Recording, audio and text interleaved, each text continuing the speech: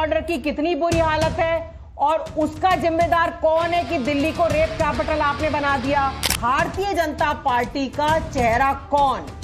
अरविंद केजरीवाल जी के खिलाफ भारतीय जनता पार्टी किसको मुख्यमंत्री बनाएगी? पहले आप अपना भी तो रिपोर्ट कार्ड पेश करिए कि पिछले 5 साल में आपने लॉ एंड ऑर्डर का क्या किया, आपने दिल्ली में मकान की जो इतनी बुरी स्थिति है उसका क्या किया।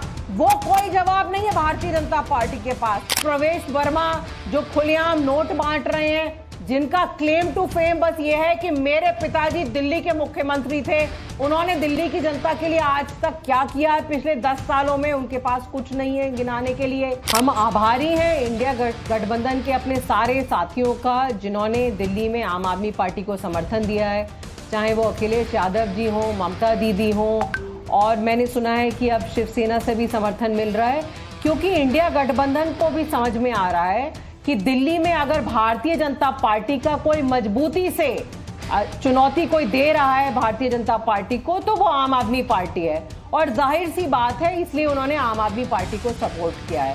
लेकिन आज दिल्ली की जनता एक सवाल पूछ रही है, और सवाल ये है कि भारतीय जनता पार्टी का चेहरा कौन?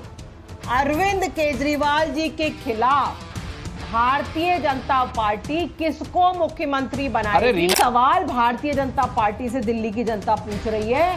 क्या आप गाली गलौज करने वाले रमेश बिधूड़ी को मुख्यमंत्री बनाएंगे, या फिर प्रवेश वर्मा जो खुलेआम नोट बांट रहे हैं, जिनका क्लेम टू फेम बस ये है कि मेरे पिताजी दिल्ली के मुख्यमंत्री थे, उन्होंने दिल्ली की जनता के लिए आज तक क्या किया है पिछले 10 सालों में, उनके पास कुछ नहीं है गिनाने के लिए। दिल्ली में पिछले 10 साल से आपके पास 2 जिम्मेदारियां थी। लॉ एंड ऑर्डर की जिम्मेदारी थी, दिल्ली में लॉ एंड ऑर्डर की कितनी बुरी हालत है और उसका जिम्मेदार कौन है कि दिल्ली को रेप कैपिटल आपने बना दिया।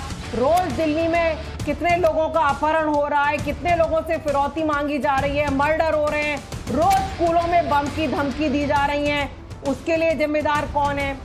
दिल्ली में 15 लाख लोग झुग्गी में रहते हैं, आप लगातार झुग्गियां तोड़ने की कोशिश कर रहे हैं। पहले तो आप ये नौटंकी करते हैं कि आपके नेता जाके झुग्गियों में सोएंगे, अगले दिन आप बुलडोजर भेज देते हैं झुग्गियों को तोड़ने के लिए। तो पहले आप अपना भी तो रिपोर्ट कार्ड पेश करिए कि पिछले 5 साल में आपने लॉ एंड ऑर्डर का क्या किया, आपने दिल्ली में मकान की जो इतनी बुरी स्थिति है उसका क्या किया। वो कोई जवाब नहीं है भारतीय जनता पार्टी के पास, बस सुबह शाम बैठ के गालियां दे रहे हैं। देखिए, अभी आरपी सिंह साहब डबल इंजन की बात कर रहे थे। अनुराग भाई, आप इतने वरिष्ठ पत्रकार हैं, आपको याद होगा गुजरात चुनाव के समय में मोरबी का पुल गिरा था, वहां डबल नहीं वहां ट्रिपल इंजन की सरकार थी। वहां पे उस समय केंद्र में, राज्य में और वहां उस शहर का मेयर सब भारतीय जनता पार्टी के थे। सबने मिलकर भ्रष्टाचार किया था और कितने कितने मासूम बच्चों की जान गई, उसके लिए कोई भी अंदर नहीं गया। उस कंपनी से इन लोगों ने चंदा लेकर और उसको मोरबी के पुल का इन्होंने ठेका दे दिया।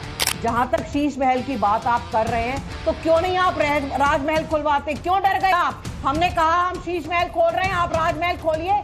किस तरह से राजमहल में 300 करोड़ का आपने कालीन बिछवाया है, किस तरह से राजमहल में अनुराग भाई मुझे बोलना है इसके बाद लगा हुआ है, किस तरह से राजमहल में और बाकी गेस्ट भी हैं, छुरी चम्मच सब चांदी के हैं, उसका पैसा कहां से आया, उसका जवाब दीजिए आप।